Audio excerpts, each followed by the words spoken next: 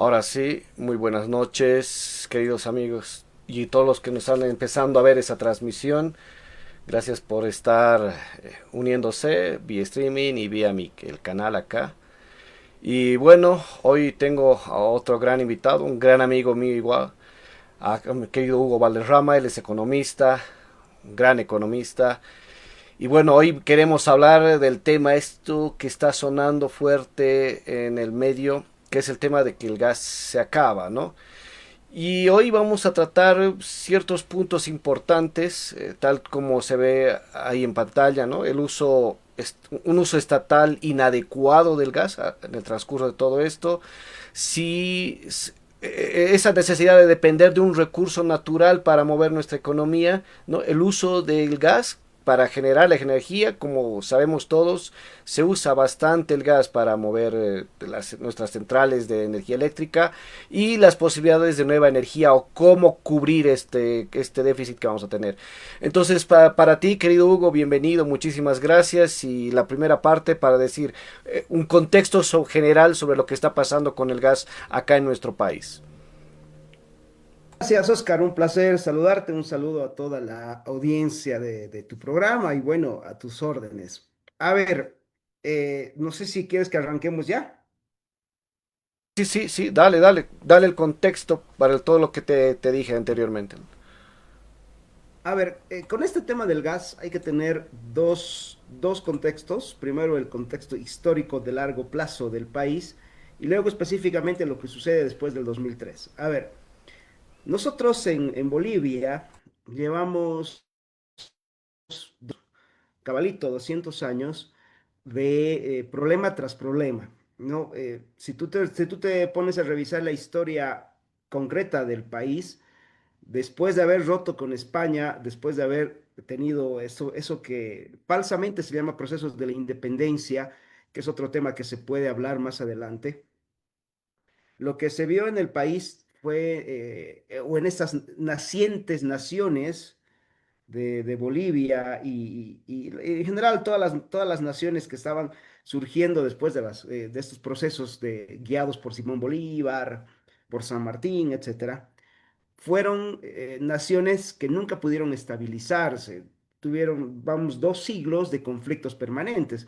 De hecho, en la historia de Bolivia, de 1825 a 1932, pasan cerca de 105 años, lo que hubo fueron guerras constantes, ¿no? Tuviste la guerra del Pacífico, tuviste la guerra del Acre, tuviste la guerra civil, Exacto. civil a nivel de Bolivia.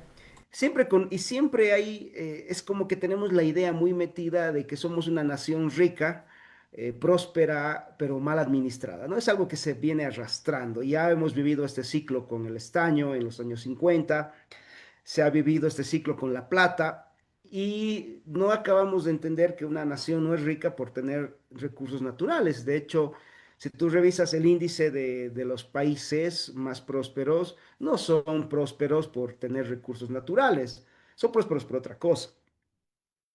Bueno, pero tenemos esa línea histórica de seguir mirando el país o la riqueza como, bueno, ahora se acabó el estaño, bueno, ahora vámosle a apuntar al gas. Yo me acuerdo cuando estaba en la universidad a finales de los 90, principios del siglo XXI, los profesores de la universidad hablaban del gas como si fuera no sé, pues la panacea a nuestros problemas y nos decían que De los acuerdo. próximos 20 Lo mismo pasaba a mí. 25 años, claro, lo mismo, ¿no? Te decían que de aquí a 25 años Bolivia iba a ser la nación más próspera del mundo por tener gas y que era el recurso del futuro. Y más o menos hoy día se habla lo mismo con el litio. Yo escucho a mis Exacto. colegas o ex colegas docentes decir lo mismo con el tema del litio. Pero, a ver, las naciones no son ricas por eso. No son ricas porque tienen una clave fundamental que es, en el mundo moderno, la clave fundamental para que una nación sea próspera es ser competitiva. Ahora, hay que entender las claves de la competitividad. Hay un economista argentino que yo lo sigo hace un tiempo atrás, se me acaba de ir el nombre, pero él tiene un libro, Las razones de la competitividad, se llama el libro de él, y explica que lo que define hoy día que una nación sea más próspera, más desarrollada, mejor posicionada, es que sea competitiva.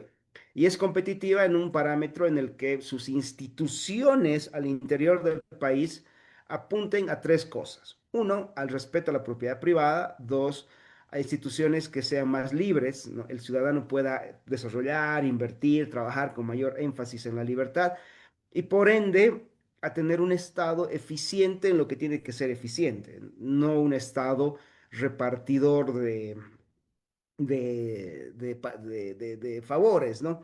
Entonces, lo que tienes acá es un Estado, digamos, eficiente, porque es eficiente en eso que hace Estado, ¿no? En seguridad, en justicia, se mueve en lo que se tiene que mover, tiene algunos programas de benefactores en cuanto a temas de salud y educación, pero no es un Estado que sea enorme, burocrático, porque, y lo vuelve, lo dice en este mismo libro, la corrupción no es no es un problema, es un síntoma. El problema es el tamaño del Estado. O sea, si tú quieres eliminar la Definitivamente. corrupción, tienes que reducir el tamaño del Estado, ¿no? Bueno, lo explica así. Ahora, en este contexto, entendamos que el gas en Bolivia fue otra de las trampas históricas que habíamos caído siempre, ¿no? Que el gas nos iba a llevar a ser la potencia del futuro. Ahora, bien, vamos al contexto de los inicios de los 2000.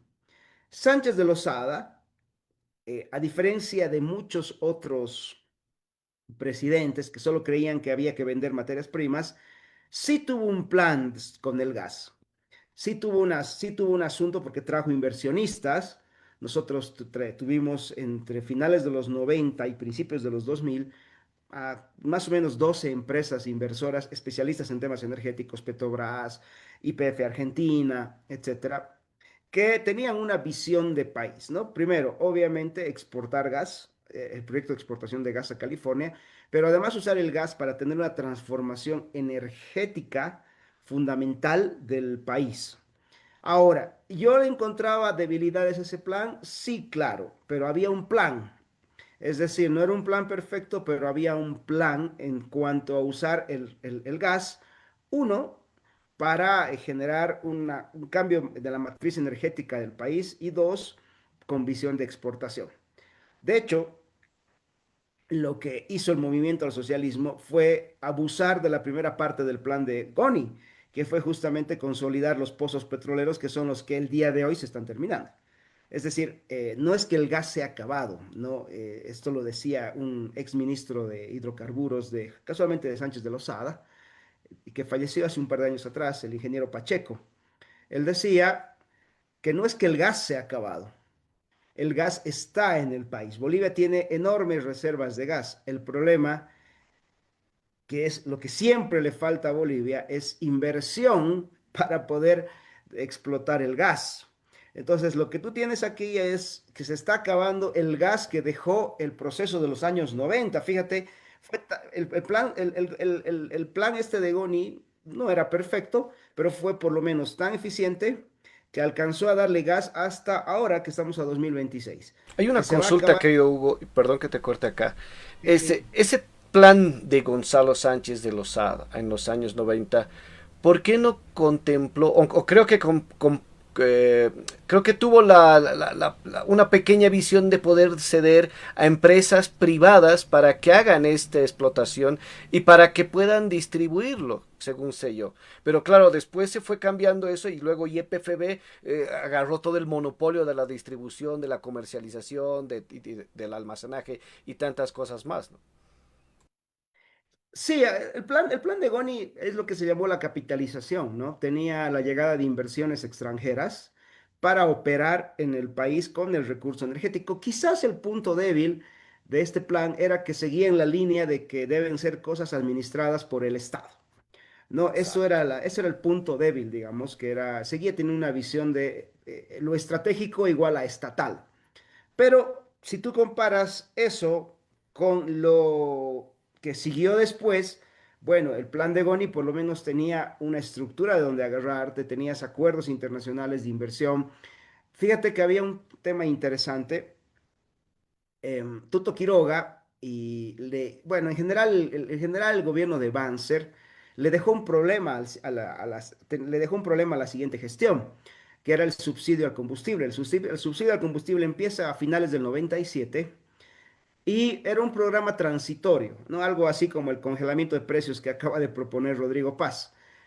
¿Y cuál era la idea de este programa transitorio de subsidio? Ver la forma de que con el tiempo la matriz energética del país cambie, es decir, dejemos de ser productores o consumidores de gasolina y empecemos a ser productores de vehículos a gas. Entonces se empezaron primero a hacer las zonas francas para transformar los vehículos a medio uso que se compraban en Chile y en Estados Unidos para ponerlos a gas. Se hacía ese análisis. Pero luego también había el plan de traer inversión extranjera para empezar a producir autos a gas acá. O sea, nosotros íbamos a tener autos a gas originales fabricados en Bolivia. Algo parecido a lo que tuvo la Argentina en esa misma época, que de hecho esa industria se desarrolló con el gas boliviano, ¿no? Pero bueno, había estas cuestiones, no era un plan perfecto, pero había un plan en el cual se podía más o menos entablar el asunto. ¿Qué es lo que pasa? Llega Evo Morales y llega con algo que se llamó el socialismo del siglo XXI. Y el socialismo del siglo XXI llega agarrado de una doctrina, de un plan de gobierno, como queramos llamarlo, de una forma de entender el poder que ya lo había explicado un par de años antes Néstor Ceresole en Venezuela. ¿Cuál era? Primero, toda la actividad económica, empezando por la más rentable, debe pasar a ser propiedad del Estado. ¿No? El Estado tiene que tener toda la mayor cantidad de la actividad económica posible, o sea, tiene que tener la mayor cantidad de plata posible. La segunda cosa que planteaba el socialismo del siglo XXI era que todas las instituciones del poder deben estar concentradas en el centralismo. Y la tercera cosa que planteaba el socialismo del siglo XXI era la permanencia indefinida del poder. Si tú te fijas, ¿qué se ha logrado con el proceso constituyente? Primero, se ha logrado nacionalizar, entre comillas, o estatizar toda la cadena productiva.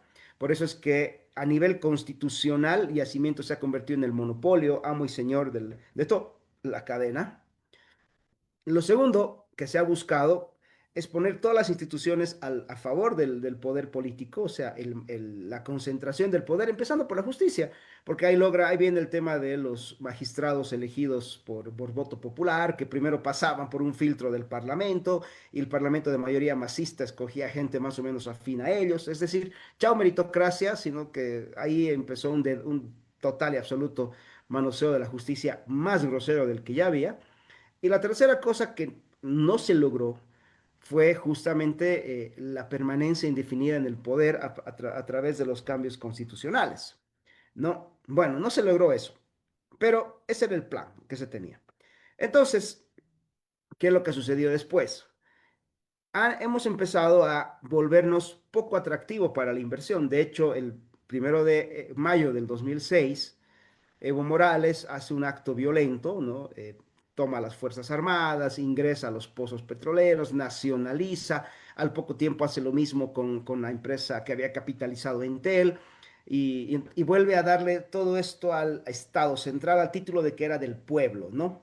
El pueblo representado en el Estado, no era la figura que él presentaba y las empresas no eran del Estado, eran del Exacto, pueblo. exacto. Bueno, ¿qué hizo ahí? Nos volvimos poco atractivos, ¿no? Tenemos una cosa de 25 juicios internacionales por haber expulsado a Petrobras, a YPF, a las AFPs, y hemos perdido todos. Es decir, todos los juicios Híjole. hemos perdido, porque bueno, creo que hay uno pendiente, pero igual lo vamos a perder. O sea, vamos a ganar, vamos a quedar invictos, no ganamos ninguna. Eh, Porque en todos los procesos hemos ido contra la inversión privada y nos hemos vuelto un país poco atractivo para la inversión. Por ende, eh, hemos quitado un factor fundamental en la explotación de cualquier cadena energética, los que saben y los que tienen la plata. O sea, hemos sacado a los que saben hacerlo y hemos sacado a los que tienen la plata para hacerlo. Nada. Encima, sobre el gas, además, se pensó que nunca se iba a acabar. Y entonces se ha endeudado el país pensando que la molécula de gas nunca iba a parar de subir de precio. El modelo del Estado ha sido gastar en función de cuánto gas podía tener. Eso se les terminó el 2014 y en lugar de ajustarse los cinturones, siguieron pensando que algún día el gas iba a volver a subir de Exacto, como precio, puedes ver y ahí, no. la producción más fuerte fue creo que alrededor de los 2012-2013, si mal no recuerdo. 2013 que ha llegado a los 21.000 millones de metros cúbicos de exportación y fue bajando y esto fue en relación también a que el precio del petróleo muy ligado a lo que es obviamente el precio del gas, digo el precio del gas ligado a lo que es el precio del barril de petróleo iba en continuo de crecimiento y obviamente con este tema ya con la última producción que se tiene hasta el 2025, 2026, creo que hemos llegado a los 10.000 millones nada más, ¿no? De producción de gas.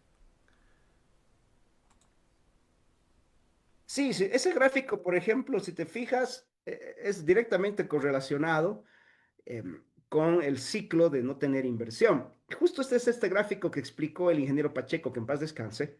Él dijo, hay que analizar este gráfico en función de la productividad de lo que ya se está explotando. Y lo que ya se está explotando entró en su etapa caída. ¿Qué es lo que se debió haber hecho alrededor del 2012, 10, digamos, porque tú tienes el ciclo a partir del 2008? Lo que se tendría que haber hecho a partir de 2008, 11, 12 es invertir, llamar inversores en la explotación y exploración de nuevos pozos, porque eso tarda.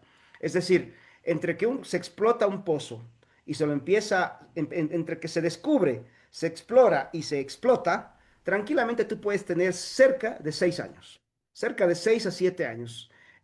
Si tienes Sí, además eso el lo vamos a apoyo tocar un poquito más tecnológico. adelante en todo caso, pero el proceso es bastante largo, ¿no? Obviamente.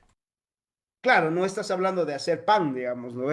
No estás hablando de poner una fábrica de pan, es una cosa más larga. Eh, a ver, yo he conversado con algunos expertos en este tema. Inclusive tienes que buscar el terreno por donde va a ir el pozo, porque no es que tú tienes gas aquí y aquí mismo hago el pozo. No, no, puede que, puede que el hueco esté a 2 o 3 kilómetros de la reserva. O sea, no es tan simple como, bueno, aquí hay gas y metámosle un hueco, ¿no? No es tan simple como eso. Es más complejo y es por eso hay. Ahora, no se ha tenido una política, primero una política energética de atracción de capitales y segundo, em, se, de hecho, este es un tema de a nivel constitucional, ¿no? A nivel de la constitución política del Estado, lo que nosotros tenemos es un candado en el que a título de que los recursos naturales son del pueblo, el Estado se adueña de ellos, monopoliza la producción de todos estos asuntos. Ojo, y esto no solamente sucede con el gas, por si acaso, va a otro montón de productos, factores y sectores económicos. Pero bueno, además hay que entender que, fíjate qué interesante este gráfico. A partir del 2014, el gobierno empezó a reemplazar los ingresos de venta de gas por tres cosas: por deuda externa, por incremento, por un asalto, digamos, directo y fáctico sobre las reservas en dólares del sector privado, y lo peor, sobre las reservas internacionales del Banco Central. O sea que dijo, bueno, ya está, tomaremos la plata, la gastamos, total, algún rato, por milagro, el gas va a volver a cruzar, va a costar un montón, o ya vemos si empezamos a vender litio o O otra cualquier otra cosa, y van a cosita llegar para los volver, o dolarcitos. cualquier otro recurso natural para volver a tener plata, digamos. Ese era lo que Sí, estaban apuntando ese era su seguramente. plan. Sí, ese era su plan. O sea, gastemos la plata total. En un tiempo, de aquí a un tiempo, vamos a ver qué se hace, ¿no? Por eso era la desesperación del litio, por ejemplo, ¿no? De empezar a explotar el litio, de empezar a otras cosas. Bueno, ese es el contexto en el que Bolivia, primero que destroza la inversión que se había conseguido en los 90, la saca y perdemos todos los juicios posibles con todos los inversores que había. El modelo fue explotar y vender y gastar como si no hubiera un mañana y por ende con la ley monopólica del Estado, porque además, ojo, eh, a esta ley, que este artículo constitucional que dice que toda la cadena hidrocarburífera es del Estado, tienes que además mirarle con los acápites de la Constitución que hablan de la inversión extranjera. Si yo soy un inversionista extranjero, no tengo un dólar al país con esos acápites. O sea, Por básicamente me están supuesto, ¿no? diciendo que si pongo Una ley si pongo mi tan plata, que hace escapar a todo inversor que pueda. Claro, o sea, nos hemos vuelto un país total y absolutamente enemigos de la inversión. Nos hemos declarado constitucionalmente enemigos de la inversión extranjera, inclusive de la inversión local. Pero bueno, ahí está el tema. O sea, que en realidad lo que está pasando en el país es directa consecuencia de 20 años de destruir la institucionalidad, de no ser atractivo para las inversiones. Y lo peor, o sea, lo peor es que ni siquiera va a haber gas para nosotros de aquí a un tiempo. Eso es lo más complicado. Y la cadena del gas está metido, montón de vehículos a nivel nacional, millones de vehículos a nivel nacional funcionan con gas. La electricidad funciona con gas, Un punto etcétera. importante, querido Hugo, y aquí puedes ver también en el gráfico de acá, que está acá, lo que se genera, o sea, el uso del gas aquí en nuestro país. El 36% se lo utiliza básicamente para la generación de energía eléctrica, es decir, para centrales que generan este recurso, y el otro 57% distribuido obviamente de transporte, vehículos a GNB, residencial, lo que usamos para el gas, para las cocinas y para los calefones y para muchos otros insumos de consumo ciudadano.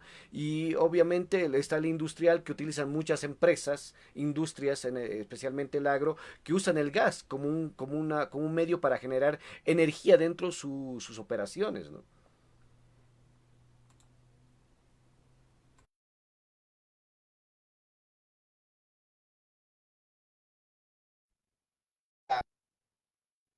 Álvaro, ¿me escuchas? Ok. Mira, si te pones a analizar, esto no está mal, ¿ok? O sea, que el gas funcione en estos sectores no está mal. Lo que está mal es que no se haya decidido invertir en explorar, etcétera. Es decir, el problema no es ni del industrial ni de la generación eléctrica, el problema es de que aquellos que monopolizaron la producción, comercialización y toda la cadena del gas lo hayan hecho con un criterio de me gasto lo que tengo y hasta lo que no tengo. Y no, pues es mi negocio, es mi cuestión privada y a partir de ahora nadie más se mete. Entonces, el problema es que no nos hemos vuelto atractivos para la inversión, porque a esto íbamos. El plan, por ejemplo, de Goni de los 90 era esto justamente, que el gas sirva para impulsar la cadena boliviana de producción. Pero eso requería reinversiones en el origen de la cadena, que era la producción de gas, la producción y explotación de gas, cosa que no se ha hecho, no se ha hecho.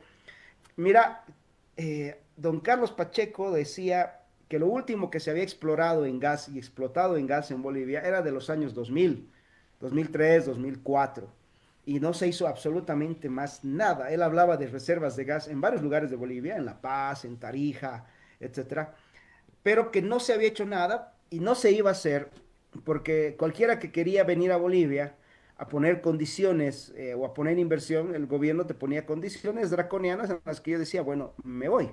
¿Para qué voy a tener?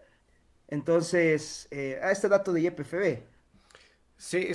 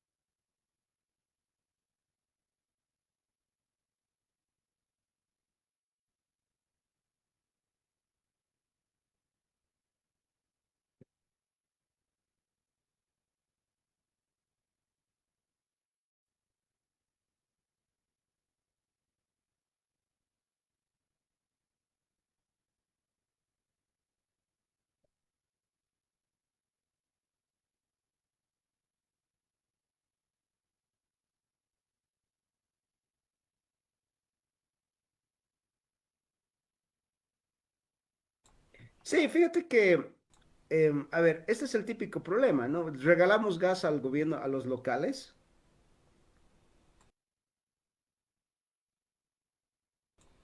¿Me Hola, hola, ¿me escuchas? escuchas? Sí, sí, ahora sí. Sí, sí, sí, sí. Regalamos gas a los locales, subsidiamos el gas. El típico cuento de creer que si es natural y está en Bolivia, lo podemos tener gratis. A ver, esto, yo me acuerdo, yo le daba un ejemplo a un muchacho, estaba en clases hace unos años atrás y me decía, pero si el río está a 2 kilómetros de mi casa, me pertenece el agua. Por lo tanto, el agua es gratis. Le digo, no, no, es que no te están cobrando el agua. Ninguna empresa te cobra el agua. Lo que te cobra la empresa es la conexión que permite que tú no tengas que caminar 3 kilómetros de tu casa de Exacto, ida y tres exacto, kilómetros de vuelta a recoger agua. Te está cobrando el servicio para que agua te llegue en grifo a tu cuenta. Entonces, eso tiene un costo. Lo mismo con el gas. O sea, el gas, porque esté bajo tierra, no significa que sea útil. Ese es un problema que tenemos los bolivianos. Creemos que si está bajo tierra es mío y por lo tanto, no, no, no. O sea, si está bajo tierra es inútil, punto. Es lo mismo que está pasando hoy día. Tienes montones de reservas de gas que no sirven para nada porque están bajo tierra. Entonces, lo que te cobra toda empresa es el hecho de que ese gas que está en el caso de La Paz y en el caso de Cochabamba y demás, está a miles de kilómetros, a cientos de kilómetros de los pozos, llega a mi cocina y yo la puedo prender. Entonces, lo que me está cobrando, lo que me cobra la empresa, no es el gas, es el hecho de que el gas llegue a mi casa, es el servicio añadido. Pero como no tenemos esa visión en el país, porque creemos que los recursos naturales son ricos, somos ricos per se, y no porque sí, porque los recursos naturales son riqueza. No, pues, o sea, si los recursos naturales no tienen inversión adicional, no son nada. La exacto. Es prueba lo clara que es que está, hoy lo día que tú pasa tienes con el el Muntún gas tantos tira. años, ¿no? Supuestamente tenemos uno de los grandes yacimientos de hierro y hasta ahora no podemos, son más de 5 décadas que no podemos hacer nada con ese tema. Y recién creo que hay una planta piloto, ¿no? Después de tantas décadas. Y ahora mismo con el mismo tema del gas, o sea, como te digo, hay reservas de gas a montones en Bolivia, pero es que nosotros confundimos reserva con riqueza y eso es un tema de educación en el país. No, no. Si está en una reserva, si está bajo tierra, si no hay capital que lo traiga, know-how empresarial y demás, eso no va a servir para nada. Y para que tengas capitales y know-how empresarial, tú necesitas tener competitividad. Entonces, la clave del país es la competitividad, no el gas. O sea que, porque recursos naturales hay en todo el mundo. Eso es lo que tenemos que entender. Recursos naturales hay en todo lado hay recursos De hecho, naturales. vaca Entonces, muerta no, no creo que es somos. mucho más que Bolivia acá. ¿Es posible? ¿O tenemos Sí, más que claro. vaca muerta? No, no, creo que Vaca Muerta son los pozos más grandes de gas del mundo. ¿No? ¿No? Ahora, fíjate, y este es un ejemplo que yo quería llegar hace un rato. En la época de la Unión Soviética, en los últimos, digamos, caminos, días de la Unión Soviética, y esto lo explica Thomas Sowell en un libro, Fundamentos de Economía, creo que es, o Introducción a la Economía, del profesor Thomas Sowell, él cuenta una anécdota, ¿no? Llega el presidente de Rusia en ese momento, Gorbachev, acompañado de el que estuvo después de él en el poder, Boris Yeltsin. Sí, Llegan a Boris. una reunión en a finales de los 80 y principios de los 90. Yeltsin estaba encantado por lo que había visto en Estados Unidos. Ahora, la anécdota es muy interesante porque eh, en una entrevista que le hacen a Yeltsin, él dice, ¿qué le gustó de Estados Unidos? Estaba toda la misión, ¿no? Incluido Yeltsin y Gorbachev, etcétera.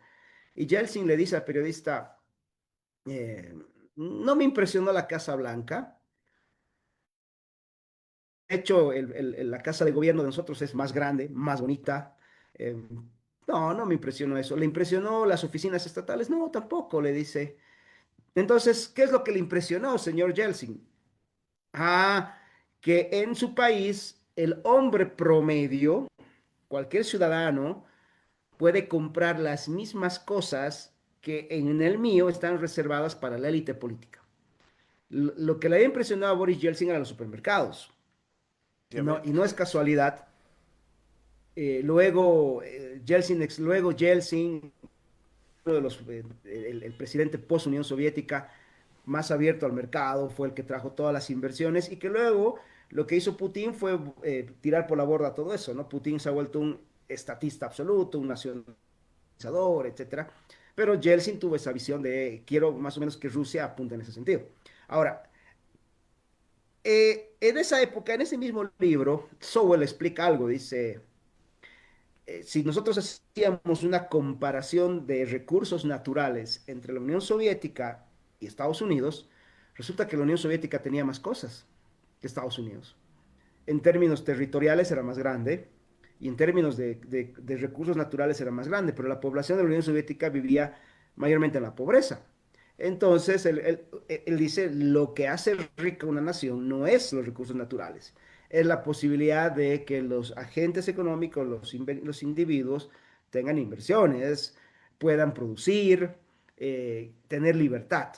No, todo lo demás no sirve para nada. Si no hay eso, no sirve para nada. Y la prueba clara es la Unión Soviética.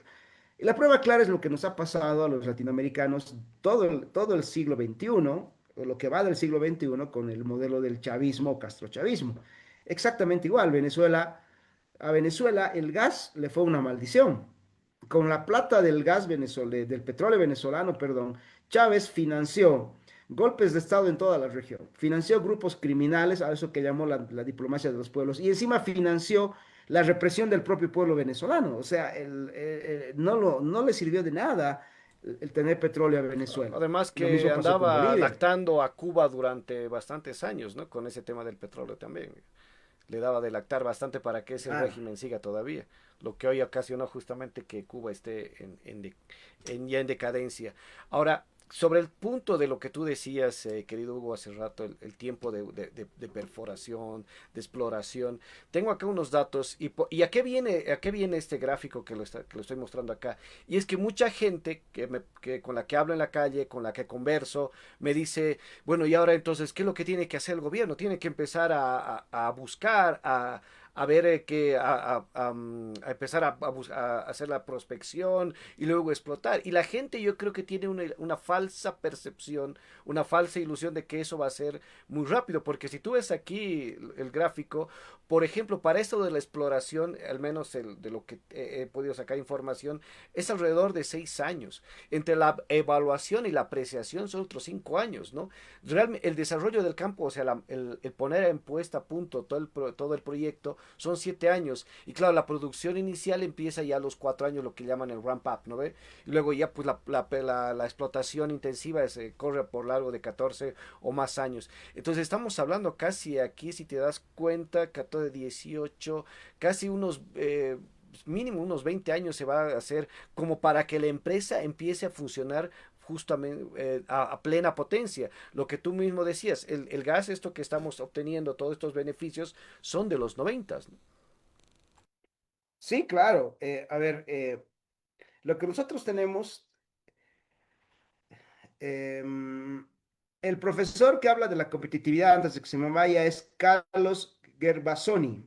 Ah, ya. Eh, Carlos Gervasoni, ¿ok? Él es el que habla de la competitividad, profesor argentino. Bueno, a ver, entendamos que la industria más difícil y por ende de más largo plazo es justamente la industria primaria, la que está cerca de la transformación de las materias primas, es la más difícil. Lo que yo te decía, mira, es tan detallado, o sea, una cosa es que busques, descubras la etapa uno, que es la exploración. La segunda etapa es la etapa de evaluación, es decir, por dónde se va a explotar, porque no es, tú puedes tener gas aquí, digamos que estoy debajo de donde estoy yo, no sé, a cierta profundidad, pongámosle 500 metros bajo tierra, pero de donde termina el bolsón de gas para arriba, tú tienes 400 metros de piedra.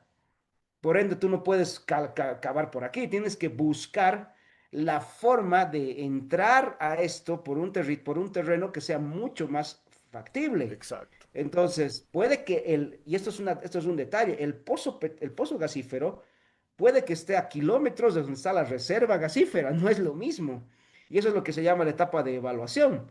La etapa de desarrollo del campo es todo eso que te vengo diciendo.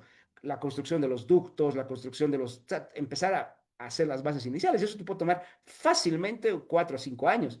Y finalmente el inicio de la explotación de gas puede demorar entre 10 a 15 años.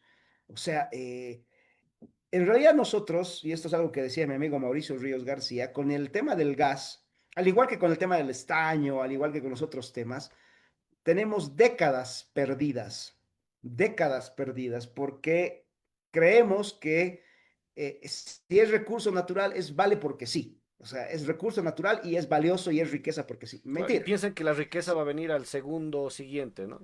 Pum, ya está, apareció. Claro, o sea, está ahí en el cerro y por lo tanto es rico. No, no, o sea, tú necesitas, pero puedes necesitar años. Y ojo, es tan riesgosa esta cuestión que quizás en medio camino de tu inversión cambia la tendencia del mercado y ese producto, ese recurso natural ya no vale. Y te Exacto, quedaste, y definitivamente. ha pasado muchas ¿Qué es lo que va a veces. pasar con el litio, creo, y el hierro, ya que ya en cierta medida, digo? Sí, claro, bueno, la tecnología te va a reemplazar. Entonces, nosotros no deberíamos estarnos, a ver, yo entiendo que la gente se preocupe qué va a pasar con el gas, ya, porque se le puede venir una crisis, se va a venir una crisis energética al país, pero lo que nosotros deberíamos tener en mente y los que estamos entendiendo la política y la economía es que se necesita una nueva política de inversiones en el sector energético. No, se necesita una visión y hay que entender que no va a ser de corto plazo. Eso tiene que pasar por lo menos de aquí a 20 años, 2 décadas. O sea, Exacto, y eso es lo que, digamos, eso viene esta parte de ese gráfico que ves acá, que lo saqué de la Fundación Jubileo, y es que es esa dependencia en el tema de la generación de energía eléctrica, de las centrales que utilizan energía eléctrica con el tema del gas. ¿Y qué va a pasar si, digamos, aquí unos 5 años realmente cae bastante la producción de gas, casi a términos nulos? ¿Qué va a pasar con estas empresas de energía eléctrica, con estos generadores? ¿Significa que vamos a tener apagones al estilo de Cuba? ¿O cuál es, bueno, y la gente piensa que de una vez es agarrar, como tú dices, agarrar un pozo, cavar y pum, va a salir el gas como por arte de magia? Y yo creo que aquí hay un grave, grave problema que se va a venir, y es que justamente cómo vamos a poder reemplazar esta generación de gas, la generación de energía eléctrica por medio del gas, por nuevas energías, tal vez, o cómo tú lo ves desde ese punto, querido Hugo. mira, lo primero que el gobierno debería hacer es darle seguridad. Tiene que acabar con la nueva ley de energías. Tiene que tener una nueva ley de energías y y ojo, esto aplica para los de la famosa, el Poder Judicial también, o el Poder Legislativo, perdón. Oposición y oficialismo están perdiendo el tiempo. Ya debería haber una agenda, y yo lo he dicho, se lo he dicho a varios diputados, senadores con los que tengo contacto. Una de sus primeras agendas que ustedes tienen que tener es una nueva política energética, una nueva ley de hidrocarburos, una nueva ley de energía, hidrocarburos y todo lo que tenga que ver con esto. Ese es el primer camino, porque una vez que tú tienes esa ley, tú tienes la posibilidad de avanzar hacia, pues empezar a hablar con expertos, inversiones, empresarios, etcétera. Mientras estés acá, no vas a hacer absolutamente nada. Y eso no necesariamente tiene que salir del presidente por lo tal. Puede salir del Poder Ejecutivo. A mí me sorprende que el Poder Ejecutivo hasta el día de hoy no se ha sentado a sesionar una agenda parlamentaria propia. Rodrigo Paz no ha tenido ni siquiera la vocación de sentarse con el vicepresidente a hacer una agenda legislativa. Nada, o sea, es Se están hueveando en nada, o otras sea, cosas, en pelearse y en decir Bolivia, Bolivia, Bolivia, y cagarla en 20.000 formas, digamos, perdonando la expresión, obviamente, a las personas que nos están escuchando. sí, claro, o sea, a ver, el problema es que nunca han tenido un plan, para nada. ¿No ven? Nunca han tenido un plan ni para el gasto público, ni para el déficit fiscal, ni nada. O sea, esto era una improvisación. Rodrigo Paz es un improvisador total. Ojo, no muy diferente a Carlos Mesa o al propio Exacto, Jorge porque la gente exacto. piensa que Tuto Quiroga iba a ser una alternativa. Yo he visto el plan de Tuto Quiroga y Y yo tampoco, o también dije sea, esto no dista mucho de lo que presentaba incluso Carlos Mesa o lo que presentaba el mismo Samuel, no distaba mucho realmente. no, no, para nada. O sea, porque no hay una visión de cambiemos el país, ¿no?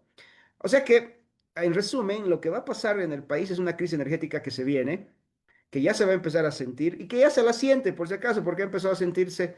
A ver, los problemas del combustible han empezado a finales del 2022, cuando empezaron Exacto. las primeras colas por diésel y una cola por gasolina. Eh, el 2023 fue más o menos, ¿no? Teníamos algunas cuestiones. El 2024 empezó a partir de medio año a ser más frecuente el asunto. El año pasado, pero fue atroz la cuestión. Y hoy sigue igual, o sea, tienes gasolina a veces no. A mí me ha tocado dormir este año una noche en mi auto, en el surtidor, y la otra noche, y el otro día me ha tocado ir a las 6 y media de la mañana para cargar gasolina pasado el mediodía. No, en un país normal, eso no debería suceder. Lo que Totalmente, de pasa es que acuerdo. nosotros. Parecemos esos países subdesarrollados de la franja sahariana, digamos, donde se están peleando por, por el, por los combustibles y por miles de cosas más, digamos. Entonces, y ahí viene otro punto muy importante que digo, o sea, a ver, si es que no hay, mucha gente también me pregunta y pregunta también en el chat y dicen, ¿qué nuevas propuestas hay? O sea, qué de nuevo tenemos? Y yo comento aquí de que en el tema de energía, como tú puedes ver aquí la pantalla también, está la famosa energía eólica, la energía solar, la energía eléctrica producida por el carbón, la energía nuclear y obviamente la energía hidroeléctrica, ¿no? Como se puede ver ahí en el cuadro que tú puedes ver. Todas estas producen energía eléctrica. Ahora, muchas personas hablan de las famosas y al menos los progresistas, ¿no?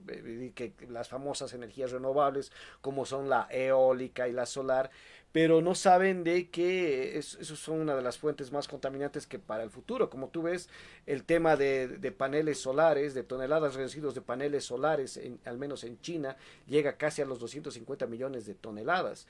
Esas aspas de los molinos de viento pues son muy caros y el daño tanto en el espacio que están ubicados y en el daño al medio ambiente son fuertes y las centrales nucleares pues imagínate en un país si en un país como Rusia y Japón han logrado realmente hacer películas sobre cómo salvar el momento, imagínate en Bolivia podemos terminar con una fuga termonuclear y se acaba todo Bolivia, ¿no? Entonces hay aquí la visión, ¿cuál puede ser una nueva forma de poder generar esta energía eléctrica esperando a que venga todo el proceso de prospección, de explotación? Y tal vez una propuesta sería el fracking, que parece que también tiene potencial acá y en Estados Unidos ha sido una propuesta de Donald Trump allá. ¿Tú qué opinas de esto del fracking como para poder al menos palear ese tema energético de aquí a un tiempo? ¿Tú lo ves confiable ese tema? Sí, sí, a ver, el fracking es un tema tecnológico, no técnico de explotación. De hecho, por alguna razón no les gusta el fracking a los progres. Bueno, no les gusta nada. Sí, a ellos no les gusta nada. De hecho, Donald Trump rompió un monopolio de la izquierda durante muchos años al permitir que el fracking se explote en algunos territorios de los Estados Unidos. Exacto. A ver, de nuevo, o sea, el fracking tiene alto potencial. O sea, yo no tengo nada en contra. Creo que tecnológicamente haría las cosas muy rápido. No estoy diciendo que vaya a ser un año o dos. Igual tiene un proceso de maduración. El fracking es tecnología venezolana, por si acaso, que el inventor del fracking fue expulsado de Venezuela en el primer gobierno de Chávez porque decidió no venderse al socialismo del siglo XXI. Yo pude conversar con él una vez, es un ingeniero muy, muy, muy genial. Esta tecnología de explotación de gas, es una tecnología de perforación y explotación de petróleo y gas. Bueno, pero de nuevo, o sea, la madre del cordero tiene que venir por una política que le dé seguridad. Lo que te decía hace un rato, ¿no? Los países son exitosos. Tú puedes tener una empresa experta en fracking, una empresa experta en otro tipo de energías, siempre y cuando le garantices a esa empresa seguridad jurídica. ¿no? Y eso es lo que explicaba este profesor que te di hace un rato el nombre. La competitividad es clave porque si soy una nación competitiva, soy una nación atractiva para todas estas cuestiones, porque eso en el fondo es un definitivamente. know-how un know-how empresarial. Esto es una técnica de explotación de un recurso natural, pero yo no te la voy a traer, que además es una inversión fuertísima, etcétera, en un país donde primero no me garantizas propiedad intelectual. Aquí me piratean las cosas. Segundo, no me garantizas seguridad a la inversión física. Exacto, no Te hay vas a seguridad quedar con mis jurídica, ¿no? cosas. Cualquier rato entra Para otro de nada. izquierda y chao, empresa, digamos, totalmente. Imagínate que además tengo que traer mis dólares porque necesito operar con mis dólares para hacer cosas aquí y me confiscas mis cuentas porque se te Exacto. ocurrió y haciéndole caso al miserable de García Linera, ¿no? Que dice, hay que apretarle los dólares al privado para que nos los entregue. Bueno, si eso va a ser así, bueno, no No, hay, ni o va a poner sea, ni un solo dólar aquí, ¿no? Definitivamente. no. Y hay un dato muy que yo lo estoy revisando hace un tiempo. em, Estamos empezando a ser un país que está sacando a la mejor gente que tiene. Las personas con mayores ideas, iniciativas, etcétera, sobre todo una generación, la generación Z, que ha crecido en un mundo digital, ¿no? Y ya no conocen un mundo preglobalizado ellos, no nada, ellos son una generación que ha crecido en un mundo digital, globalizado, en revolución tecnológica, se han dado cuenta de que tener un carnet que dice boliviano o un pasaporte que dice Bolivia se les está convirtiendo en una pesadez, ¿no? Definitivamente, sí. Que su futuro, que no tienen un futuro en el país. Y preocupantemente tienes un 70% de esa población que solo ve la única salida en el aeropuerto a su futuro. No te digo que se vaya a concretar, el 70% se vaya a ir, pero hay una esperanza de la gente que se quiere ir, un 70% de la gente que se quiere ir del país. De hecho, Y es por cierto, ende, muchos, si tú debes tener un claro ejemplo, incluso amigos, familiares, personas de que ya han dejado el país y están viviendo en otro lado. Yo al menos tengo unos 7 o 10 familiares que están viviendo afuera por culpa de este tema, y ni siquiera por culpa del gobierno de Evo Morales. Esto viene incluso desde Jaime Paz, UDP y tantas cosas. Familias enteras que se han ido por ese tema. si tú revisas la estadística es que cada familia boliviana tiene un familiar fuera del país. Esa es la estadística, o sea, Definitivamente. mínimamente un familiar, si no es más, ¿no? Obvio, entre los que se van no faltan los imbéciles que dicen, no, quiero volver porque me extrañan. Bueno, eso es otro tema. Que tampoco lo hacen, ¿no? Queda en el discurso, tampoco lo hacen, pero en el fondo, en términos prácticos y reales, es que el país no es atractivo ni siquiera para el propio capital humano boliviano. El capital humano se está yendo. Entonces, tenemos un problema de no ser atractivo para la inversión, no ser atractivo ni siquiera para el capital humano. Entonces, peor que estemos pensando en, por ejemplo, traer una empresa especialista en fracking para la explotación de gas. O sea, no va Definitivamente. a ser. Definitivamente. Entonces, a ver, para ir cerrando, querido Hugo, y consideraciones finales tras este tema del gas, obviamente hay un problema muy serio, ¿no? Este tema energético va a golpear y va a golpear fuerte en, yo creo que unos, calculo en unos 4 o 5 años, pero así muy fuerte, en el cual esta escasez va a generar justamente todos estos vacíos en energía eléctrica, en el consumo interno, y claro, la forma en cómo vamos a solucionar, obviamente los dos pensamos igual y es claro, mediante una inversión privada urgente. Y obviamente, ya sea en el tema del gas, como tú decías también, abanicar ese abanico de probabilidades que se pueden dar si es que hay inversores directos. Pero como está la situación en Bolivia, dudo mucho que alguien quiera poner un solo centavo de dólar incluso acá, ¿no? Entonces, consideraciones finales sobre este tema, querido Hugo. A ver, lo primero que hay que entender que los recursos naturales no hacen rico a ningún país. ¿Ok? Los recursos naturales son esos, recursos naturales. Para que tengan utilidad, para que puedan servir para algo, se necesita el factor fundamental, que es capital. Entonces, lo que hace rico a un país es cuánto capital tienes, ya sea capital propio de los locales o inversión extranjera. La clave es el capital, no el recurso natural. Ahora, el siguiente paso es entender que la atracción de capitales solo se va a dar cuando tengas condiciones de competitividad, seas un país competitivo. La clave de las naciones exitosas es que son competitivas. Ahora, la competitividad depende de tres factores fundamentales: respeto a la propiedad privada, Estado de Derecho y baja presión fiscal. Ninguna de las tres cosas existe en el país. Si tú revisas la constitución boliviana, es draconiana contra la propiedad privada. Cualquier persona, nacional o extranjera, que esté empezando a ser rica y que el gobierno vea eso como, ah, no, no, no me gusta que este sea muy rico, te lo quitan bajo la figura de la función social. Si nosotros Exacto. vemos en todas las ciudades, en todas las ciudades bolivianas, en todos los departamentos, ha habido algo que ha expropiado el gobierno bajo esa figura. Aquí en Cochabamba, el Club Hípico, por ejemplo, ¿no? La famosa función social. La presión fiscal no ha bajado, seguimos en eso. Y la tercera cosa, tampoco tenemos Estado de Derecho. La primera muestra de falta de Estado de Derecho es que el gobierno nos puede robar vía devaluación. La política monetaria del gobierno que ha generado esta devaluación nos está diciendo que el gobierno nos está entregando cada vez una moneda con menor valor y por ende, pues nos está haciendo más pobres. O sea, no, no tenemos ninguna de las condiciones de la competitividad o que hacen competitiva a las naciones. Eso es Totalmente de muy acuerdo. triste lo que se tiene que ver. Totalmente de Ahora, acuerdo, querido Hugo, y lamentablemente, bueno, pues el tiempo siempre se va rápido cuando uno está charlando de cosas muy interesantes y agradecerte, querido Hugo, bueno, por haberte prestado el tiempo acá para que podamos conversar sobre ese tema del gas, para poder explicar a muchas personas desde la óptica que manejamos nosotros acerca de esto, de los recursos naturales y de la economía en general. Y bueno, decirte y invitarte para unas siguientes cosas, para unos siguientes temas que yo creo que vamos a ir generándolos a medida que que venga la coyuntura, ¿no? Agradecerte una vez más y bueno, saludos a todos, ¿no?